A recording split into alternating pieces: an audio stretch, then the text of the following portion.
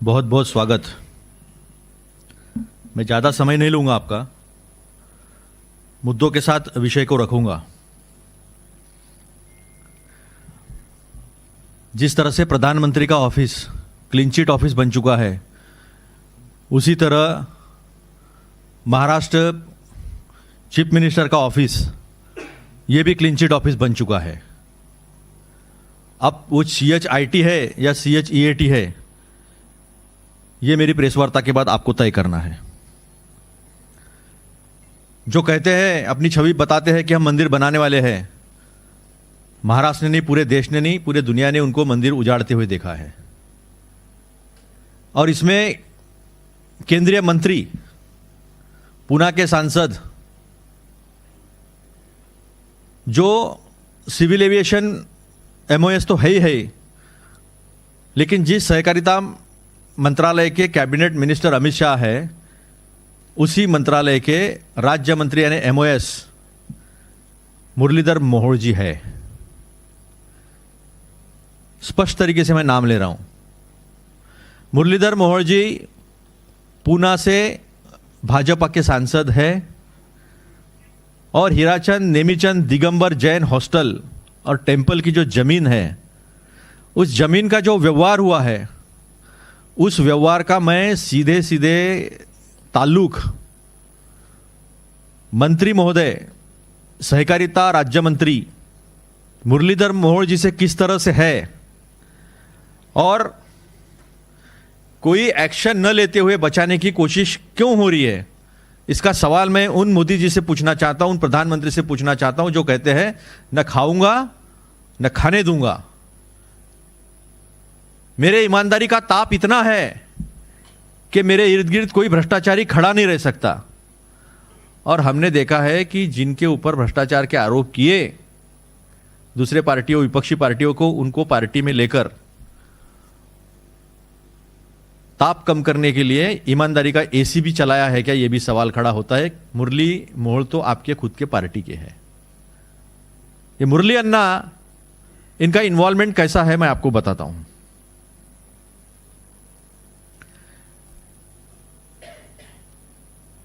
जो जैन हॉस्टल है उसी में मंदिर है, उसका ट्रस्ट डीड हीराचंद जी ने बनाया था, और वो ट्रस्ट डीड ने वो जमीन कभी भी आप किसी भी हालत में बेच नहीं सकते हो। उसका इस्तेमाल शिक्षा के लिए, विद्यार्थियों की मदद के लिए, और जो जैन मंदिर वहां बना है उसके लिए था। अगर कभी पैसों की कमी आती है तो आपको जमीन पर कुछ आप दुकान खड़े कर सकते हो, उससे पैसा किराया लेकर चला सकते हो, या समाज से धन इकट्ठा करके आप उस ट्रस्ट को चलाना है। किसी भी तरह से वो बेचा नहीं जा सकता। अब मुरलीधर मोहोळ जी कहते कि मैं निकल चुका हूं उस ट्रस्ट से, अब पार्टनरशिप से। तो पार्टनरशिप से तो आप कब निकले इसकी सारी क्रोनोलॉजी मैं बताऊंगा। लेकिन क्या एक बिल्डर, मैं सवाल खड़ा करता हूं, क्या एक builder charitable trust, registry office और कॉरपोरेशन, इन तीनों को, और कोई कोऑपरेटिव बैंक, इन 4 संस्थाओं को एक साथ इतने तेजी से प्रेशराइज कर कर अपने काम निकलवा सकता है क्या? पहला सवाल। दूसरा सवाल, कोई ऐसा है कि जो एक ही दिन में ट्रस्ट के साथ डीड करता है, सेल डीड, उसी दिन उसको गिरवी रखता है जमीन को, उसी दिन उसको 2 बैंक, वीरेश्वर बैंक कर्नाटक की और Buldhana urban cooperative bank Maharashtra की, एक ही दिन में 70 करोड़ कर्जा देती है, डिसबर्स भी करती है, और उसको गिरवी भी रखा जाता है। सवाल यह है कि यह बिना मंत्री के प्रेशराइज किए बगैर, जो खुद सहकारिता मंत्री है, यह संभव है क्या? सवाल तीसरा यह है कि क्या कोई मंत्री किसी LLP, limited liability partnership firm में रहते हुए केंद्रीय मंत्री या किसी राज्य मंत्री के मंत्रिमंडल में मंत्री बन सकता है क्या? हमारी जानकारी है कि उन्होंने जून में केंद्रीय मंत्री पद की शपथ ली थी और दिसंबर के आसपास उन्होंने गोखले बिल्डर्स से वो बाहर निकल गए थे पार्टनरशिप से। यह जानकारी सही है या गलत है, इसका जवाब या तो आरओसी दे दे या मुरलीधर मोहोल जी पेपर रख के दे दे, या अगर कोई गैर कानूनी तरीके से मंत्री रहता है और सही में भ्रष्टाचार के खिलाफ अगर जंग छेड़ी है, वो छेड़ी नहीं है हमको पता है, तो उसका इस्तीफा 24 घंटे के अंदर लेना चाहिए। अब क्रोनोलॉजी बताता हूं मैं। मुरलीधर मोहोल जी पूना के उस मंदिर में, महावीर मंदिर में जिंदगी में कभी गए नहीं। वो 21 अप्रैल 2024 को, यानी चुनाव के एक महीना पहले, वो उस मंदिर को विजिट देते हैं, जिसके फोटोग्राफ्स मैं आपके सामने रखना चाहता हूं। उस मंदिर में चिराग दोषी जो ट्रस्ट के अध्यक्ष है, वालचंद इंडस्ट्रीज के सीएमडी है, उनके साथ वो यहां विजिट करते हैं। अब ये क्रोनोलॉजी क्या है समझ लो आप। 23 नवंबर को वालचंद इंडस्ट्री जो नुकसान में आई है, तो उसका क्या होगा, ये एक चैनल के पत्रकार ने उनके साथ इंटरव्यू किया था, बीच वाले चिराग दोषी जी है। तो उन्होंने उस टीवी चैनल को बताया था कि हमारे साथ जल्द ही हमारे पास 230 करोड़ आने वाले हैं और वो 230 करोड़ आने से हमारी कंपनी जो है वो बच जाएगी। और इस जैन हॉस्टल का सौदा भी 230 करोड़ में ही होता है। तो ये क्या संयोग है, प्रयोग है, इसका जवाब भी दें। फिर नवंबर में ही मेरिट कंसल्टेंसी को वैल्यूएशन के लिए दिया जाता है, महाडिक जी को वैल्यूएशन उसका कम किया जाता है, क्योंकि विशाल गोखले जी जो आपको फोटो में दिख रहे होंगे, एक आमदार पूर्व महापौर जैन हॉस्टल में जाता है, तो उनके साथ वहां विशाल गोखले जी क्या कर रहे थे, पहला फोटो दिखाना, विशाल गोखले जी है उसके साथ में। विशाल गोखले जी वहां बिल्डर थे, तो वो वहां पर क्यों थे। और ये फिर क्रोनोलॉजी आती है, मेरिट कंसल्टेंसी को दिया जाता है वैल्यूएशन के लिए, वो उसको अंडर वैल्यू करते हैं। मोहोल जी खुद गोखले बिल्डर्स में पार्टनर है, इसकी भी सबूत मैं आपको दूंगा। यानी थे, अभी हाँ है बोलना ठीक नहीं होगा, थे। अभी आप समझ लीजिए कि 3 बिडिंग होता है, टेंडर निकलते हैं, 3 बिडिंग होता है, अंडर वैल्यूएशन होता है, और वो बिडिंग में बेड़ेकर, गोखले और एक कोई बिल्डर है, तीनों के फॉन्ट सेम है, कंटेंट सेम है, सिर्फ कीमतें अलग अलग है। और इसमें से गोखले और बेड़ेकर दोनों के पार्टनर रह चुके हैं मंत्री मुरलीधर मोहोल जी। वो दो मुरलीधर मोहोल जी के एफिडेविट दिखाई, 33 नंबर का एफिडेविट दिखाई, पहले 33, page number 33, page number 33, bold कीजिए उसको।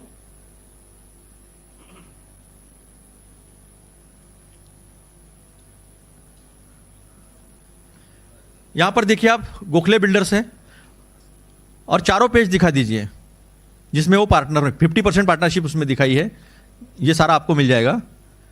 एफिडेविट उनका है, इलेक्शन एफिडेविट है, ये उनका खुद का इलेक्शन कमीशन के साथ भरा हुआ एफिडेविट है, जिसमें स्पष्ट तरीके से जो बिडर्स थे वो बिडर्स भी इनके पार्टनर रह चुके हैं। ये खुद मुरलीधर मोहोल जी जो है वो उसके पार्टनर रह चुके हैं। अब मुझे एक बात बताओ, इतना सारा रखने के बाद भी जो क्लीन चिट संपदा मुंडे के इसमें तो कुछ जाकर दे दी थी मुख्यमंत्री जी ने, तो मुख्यमंत्री जी और देश के प्रधानमंत्री जी को अपने छवि की चिंता है या नहीं है। और सबसे अहम बात बताऊं मैं आपको, इतने तेजी से बिल्डिंग प्लान पास हुआ पुणे म्युनिसिपल कॉर्पोरेशन से, पीएमसी से, इतने तेजी से रजिस्ट्री, इतने तेजी से चैरिटेबल कमिश्नर ने वो पास कर दिया है, और इसी गोखले को कोथरूड परिसर में 72 एसआरए मिल जाते हैं। बताए वो ये जानकारी सही है या गलत है?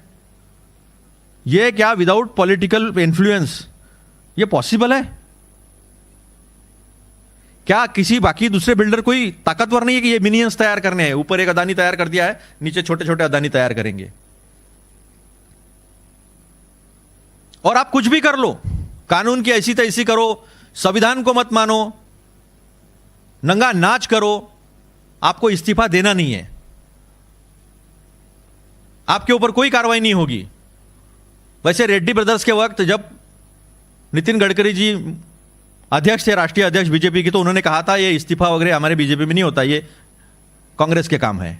आरोप हुआ कि पहले इस्तीफा दो। तो जो हमने बातें रखी है वो प्रूफ के साथ रखी है। अब देखिए इसके ऊपर और एक प्रूफ देता हूं मैं कि आप कितना गोखले बिल्डर्स के लिए कितनी मोहब्बत है मुरलीधर जी को, हमारे यहां मुरली अन्ना बोलते हैं उनको, कितना प्यार है, उनके प्रॉफिट का कितना पड़ा हुआ है। ये खुद ने गोखले ने प्रेस कॉन्फ्रेंस की थी कि हमने जगह ली है और हमें 2500 करोड़ का प्रॉफिट होने वाला है, जिसका वैल्यूएशन 230 करोड़ बताया गया है। क्रोनोलॉजी देखिए, वो कहते हैं वालचंद जो चिराग दोषी जो है, जो अध्यक्ष है ट्रस्ट के, वो कहते हैं कि हमें 230 करोड़ आने वाले हैं। एक साल पहले कहते हैं वैल्यूएशन 230 करोड़ का होता है। विशाल गोखले साथ में जाके विजिट करता है, वही जाकर एक दिन में सारा व्यवहार कंप्लीट हो जाता है। 35 दिन में चैरिटी कमिश्नर की परमिशन मिल जाती है और ये खुद कहते हैं कि 2500 करोड़ उसमें उनको प्रॉफिट होने वाला है। किसको कितने पैसे बटे भाई? ये तो 100, 200, 300, 400, 500 कितने परसेंटेज का कमीशन हुआ है? क्या विदाउट इंक्वायरी पता चलेगा ये? और मुरलीधर जी अपने पद पर रहते हुए क्या न्यूट्रल तटस्थ जांच हो सकती है? अगर वो ईमानदार है तो वो इस्तीफा दे, जांच हो, और अगर क्लीन चिट आते हैं तो फिर से मंत्री बन जाए, और क्लीन चिट नहीं आते तो उनके ऊपर कानूनी कार्रवाई हो। ये स्पष्ट तरीके से हमारी मांग है। वो वीडियो चलाओ और बताओ कितनी मोहब्बत है वहां से निकलने के बाद भी। और एक मंत्री कैसे उनकी विशाल गोखले यांच्या एक अत्यंत भव्य अशा या व्यावसायिक प्रकल्प जो आहे, एक प्रोजेक्ट का वो जीबीबी आपल्या सिटी ऍडव्हर्टाइज कर रहे हैं उनकी। आपण पाहतो 21 मजली ही मोठी कमर्शियल इमारत इथे उभी राहते की सुंदर लॉबी. मला असं वाटतं की प्रत्येक मजल्यावरती ती लॉबी असेल. या ठिकाणी कॅफेटेरिया आहेत, या ठिकाणी मोठी मोठी शोरूम्स, मोठे मोठे ब्रँडचे शोरूम्स होत आहेत. रूफटॉपला मोठं या ठिकाणी हॉटेल तयार होत आहे. मला असं वाटतं की एका छताखाली सगळंच मिळणार अशा पद्धतीचा हा प्रकल्प पुण्यामध्ये खूप लोकांना, ग्राहकांना तो आकर्षित करेल याबद्दल मला विश्वास वाटतो. परंतु विशेषतः या जीबीबी प्रोजेक्टचे मी सांगेल की पुण्यामध्ये इतका मोठा कमर्शियल आणि अशा पद्धतीचा प्रकल्प आज मला असं वाटतं की उभं राहताना निश्चितपणे एक लँडमार्क म्हणून कोथरूडचं ते ओळखलं जाईल, पुण्याचं लँडमार्क म्हणून ओळखलं जाईल असा विश्वास मला वाटतो. ब्रांड एम्बेसडर की तरह उनका ये कह रहे हैं कि ये गोखले बिल्डर्स का प्रोजेक्ट है, 21 मंजिला प्रोजेक्ट है अत्यंत, और एक ही जगह होटल, गार्डन, क्लब, अच्छा रेसिडेंशियल एरिया एक ही जगह सब मिलेगा। बेस्ट प्रोजेक्ट रहेगा ये, और ये लैंडमार्क बनेगा पुणे का, केवल कोथरूड का नहीं, तो पुणे का लैंडमार्क बनेगा, यानी पुणे की पहचान बनेगी, ऐसा उनका वो एडवर्टाइज कर रहे हैं। तो बताइए आप, जैन समाज ने तो एक्शन ले लिया, 20-25 हजार लोग रास्ते पर उतर गए, पूरे देश में ये बात चली, और जैन समाज के आचार्य गुप्ती सागर जी महाराज, मुनिराज जिन्हें कहा जाता है, उनके सामने ट्रस्टी को, पूरे समाज के सामने ट्रस्टीज को कल तक का समय दिया है कि वो माफी मांगे। वो उनके क्षमाशील है, जैन धर्म आप पता है क्षमाशील है, माफी मांगे। नहीं माफी मांगते तो समाज ने दबाव डाला है कि उनके ऊपर कानूनी कार्रवाई हो। लेकिन इस देश का जो संविधान कहता है उसकी कार्रवाई देश के प्रधानमंत्री कब करेंगे? या फिर हम सारे कागजातों के साथ एक्सपोज करेंगे, आपके सामने सारे सबूत रख देंगे और कभी जाएगा ही नहीं सामने? ये मुझे पूरा विश्वास है ये आस्था के साथ भी खिलवाड़ है, ये कानून के साथ भी खिलवाड़ है, ये संविधान के साथ भी खिलवाड़ है, ये पद का दुरुपयोग है, और इससे समाज भयभीत है। इस देश के संविधान ने मंदिरों को जो जगह मिली है उसको संरक्षण दिया है, कानून है उसके लिए, और ये लोग जमीन के लिए, सत्ता के लिए, पैसे के लिए, अपने दोस्तों को बड़ा बनाने के लिए, इनके सामने कोई धर्म नहीं है, कोई आस्था नहीं है, कोई विवेक नहीं है, ये किसी के नहीं है, इससे पता चलता है। हम आदरणीय प्रधानमंत्री जी से मांग करते हैं, ऐसी एक्शन लीजिए। वो कहते हैं ना, ऐसा पटना में बटन दबाइए दिल्ली में करंट लगना चाहिए। ऐसी एक्शन लीजिए, जितने भी लोग हैं जो आस्था के साथ खिलवाड़ करने की कोशिश करते हैं सत्ता के लिए, सत्ता के मस्ती में, पैसे के लिए, ऐसी एक्शन लीजिए कि सबको करंट लगना चाहिए 440 वोल्ट का। अब मांग करते हैं प्रधानमंत्री जी से, और विश्वास है हमें कि देवेंद्र फडणवीस जी और प्रधानमंत्री जी जो है इसमें कार्रवाई करेंगे। पहले मुरलीधर मोहोळ जी का इस्तीफा लेंगे, सीधा सीधा कनेक्शन दिखता है, इसके बगैर ये पॉसिबल नहीं है। जितने भी पुणे म्यूनिसिपल कॉरपोरेशन का जो क्या कहते हैं उसे, वर्क्स डिपार्टमेंट है, जिसको बांधकाम विभाग कहते हैं हम, पीडब्ल्यूडी स्टेट में होता है, तो वो सारे अधिकारियों की इंक्वायरी करे। जो लोग इसमें इन्वॉल्व है तेजी से काम करने में, कानून को दरकिनार कर सैंक्शंस देने में, सबकी इंक्वायरी हो और सच देश के सामने आए, और इस तरह की घिनौनी हरकत फिर करने की किसी की हिम्मत न हो, यही हम मांग करते हैं। Thank you. कोई सवाल हो तो पूछ।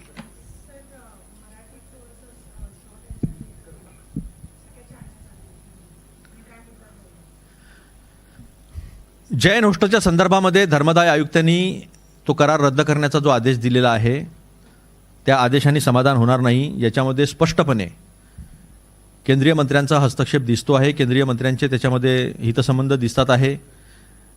2-3 गोष्टी मी अतिशय स्पष्टपणे सांगू इच्छितो की एका दिवसामध्ये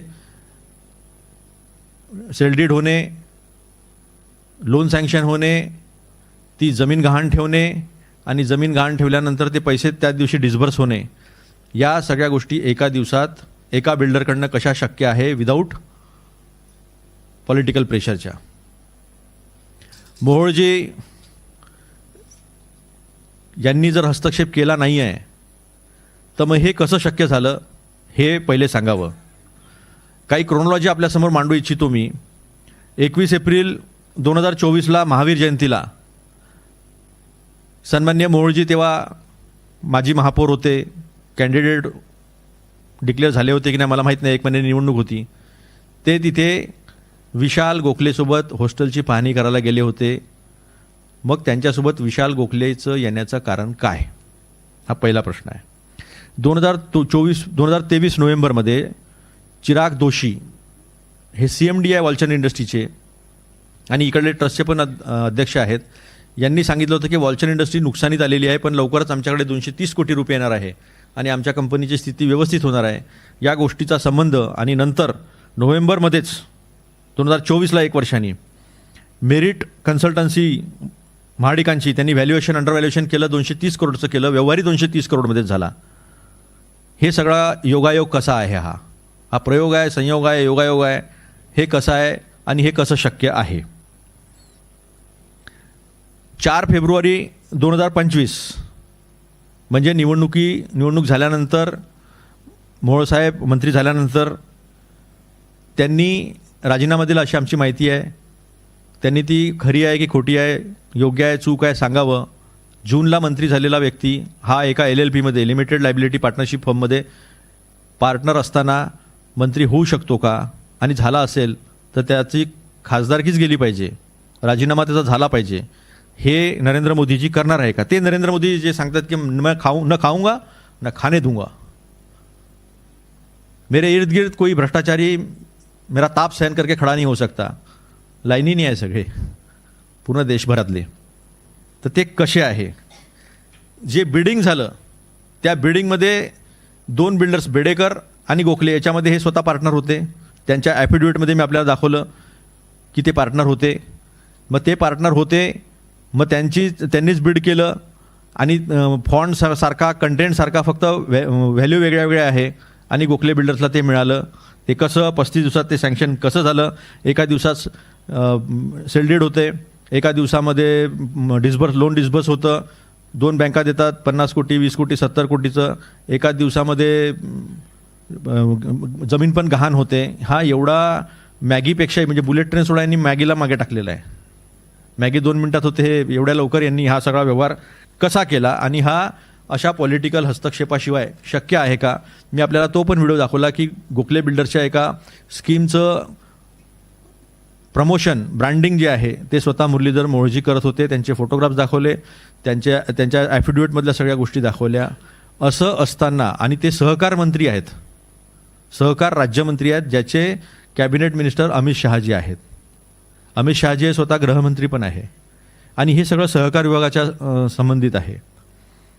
हे सगळं झालं असताना म्हणजे बँका प्रेशरमध्ये आल्या का सहकार मंत्र्यांच्या, चॅरिटी कमिशनर केंद्रीय मंत्र्यांच्या प्रेशरमध्ये येऊन केलं का? ह्या सगळ्या गोष्टी ढळढळीतपणे समोर दिसत असताना जे CMO ज्याला चीफ मिनिस्टर ऑफिस म्हणतो महाराष्ट्राचं, ते आता क्लीन चिट मिनिस्टर झालेलं आहे. आता तुम्ही त्याचा अर्थ CHIT लावायचा की CHEAT लावायचा आहे तो तुमच्यावर सोडतो मी. प्रधानमंत्री पण तेच करत आहेत. त्यांच्याकडे गेल्यानंतर सगळ्यांच्या एन्क्वायऱ्या थांबून जातात, पदं मिळतात, मुख्यमंत्री होतात, उपमुख्यमंत्री होतात, अर्थमंत्री होतात.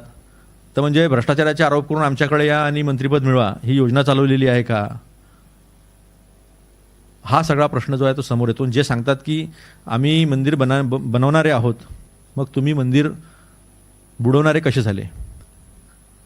त्या सेलडीडमध्ये त्या सगळ्या व्हॅल्युएशनमध्ये कुठेही मंदिराचा उल्लेख नाही. ते 1958 पासून मंदिर आहे तिथे, कुठेच मंदिराचा उल्लेख नाही आहे. म्हणजे मंदिर अस्तित्वातच नव्हतं म्हटलं म्हणजे हा आस्थेशी खेळ, सत्तेचा माज आणि पैशासाठी सगळं काही. आणि वरती एक अदानी बाकी लोकांनी छोटे छोटे अदानी वेगवेगळ्या शहरात निर्माण करा, अशा पद्धतीचा जो प्रयत्न स्पष्टपणे दिसतो आहे त्याच्यावर आमचा आक्षेप आहे. आमची आदरणीय प्रधानमंत्र्यांना विनंती आहे की आपण जर खरं भ्रष्टाचाराच्या विरुद्ध लढाई करत असाल तर ही तर आस्थेच्या विरोधातही झालेला आहे. हा जैन समाजाच्या आस्थेशी केलेला खिलवाड आहे. हा याच्यावर आपण ॲक्शन कधी घ्याल?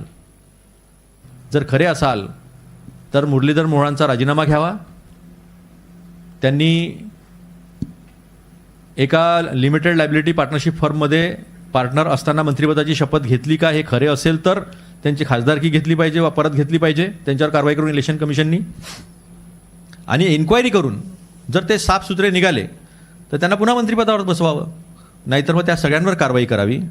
जैन धर्मीयांनी आचार्य मुनिराजजी जे आहेत त्यांनी त्यांच्यासमोर हा सगळा प्रकार झालेला आहे. ट्रस्टींना उद्यापर्यंतची वेळ दिलेली आहे माफी मागण्याची, तो त्यांचा प्रश्न आहे. पण त्यांनी ॲक्शन घेतलेली आहे, नाही माफी मागितली तर ते त्यांच्यावर कायदेशीर कारवाई करणार आहेत. मग देशाचा कायदा, सुव्यवस्था, संविधान याच्याप्रमाणे कारवाई नरेंद्र मोदीजी करणार आहेत का? हा आमचा प्रश्न आहे. एक सवाल है आपको। सवाल इस तरह का है कि वो जो पूरा जो भी बातें, जो भी व्यवहार हुआ था, जो भी जैन बोर्डिंग को लेके हुआ था, वो तो कैंसिल हो गया है। लेकिन आप इतने लेट क्यों प्रेस कॉन्फ्रेंस कर रहे हैं? जब महाराष्ट्र में वो कैंसिल हो गया है, उसको लेके अभी आप नेशनल लेवल पे आए हैं। ये अच्छा सवाल पूछा आपने। वहाँ तो कार्रवाई हो गई, अभी मोदी जी को कार्रवाई करनी है। इस्तीफे कौन लेगा? ना महाराष्ट्र के गवर्नर ले सकते, ना महाराष्ट्र के चीफ मिनिस्टर ले सकते। अभी इस्तीफा नरेंद्र मोदी जी ले सकते हैं। वहाँ हमने कानूनी कार्रवाई कर ली है। वहाँ जैन समाज ने पूरा प्रेशर डाला, कोर्ट में गए, जमीन पर उतरे, सब आपने देखा है, सभी लोग थे। हमारे युवक कांग्रेस ने भी बहुत अच्छा काम किया इसमें। अभी बारी है नरेंद्र मोदी जी की। जांच बिठाए, इस्तीफा ले, जांच बिठाए, और क्या सच है क्या सच नहीं है दिखाए थे, क्योंकि हमने तो सबूतों के साथ रखा है ना। ऐसा तो नहीं है कि हम सिर्फ हवा में बात कर रहे हैं, सबूतों के साथ रखा है। आपने ये सब सबूतों के साथ रखा है, कहा है। 2-3 सवाल है। एक तो आप कह रहे हैं ये पूरा इलीगल है, तो आप कोर्ट में जा सकते हैं, आप कोर्ट में जाएंगे क्या? दूसरा सवाल इलेक्शन कमीशन को है, अगर वो कंपनी में पार्टनर होते हुए उन्हें मिनिस्टर पद की शपथ ली है, तो इसके ऊपर भी आप इलेक्शन कमीशन के पास जा सकते हैं। ये सब जो चीज़ें हैं आप करने वाले हैं क्या? और तीसरी बात यह है कि इस सारे इशू में, जिस तरह से आपने महाराष्ट्र के फलटन इशू में SIT स्थापन करने की बात कही थी, तो अब सेंटर में सेशन आने वाला है, उसी में ये सवाल उठेगा क्या? बिल्कुल ये सवाल उठेगा। 13 सांसद है हमारे महाराष्ट्र से, एक इंडिपेंडेंट सांसद ने हमें सपोर्ट किया, ऐसे 14 सांसद हैं। सवाल तो खड़ा होगा, ये पूरे देश का सवाल, आस्था का सवाल है और कोर्ट में ऑलरेडी है। चैरिटी कमिश्नर कोर्ट ने ये डील को रद्द किया है, लेकिन क्या रद्द करने से सवाल खत्म हो जाएंगे? जिस तरह से पॉलिटिकल प्रेशर का इस्तेमाल किया है ये दिख रहा है, उसके बावजूद अगर प्रधानमंत्री जी कुछ अपने साथी मिनिस्टर पर कार्रवाई नहीं करते हैं तो प्रधानमंत्री नरेंद्र मोदी जी क्या है, उनकी कथनी करनी क्या है, देश के सामने आ जाएगी। Thank you.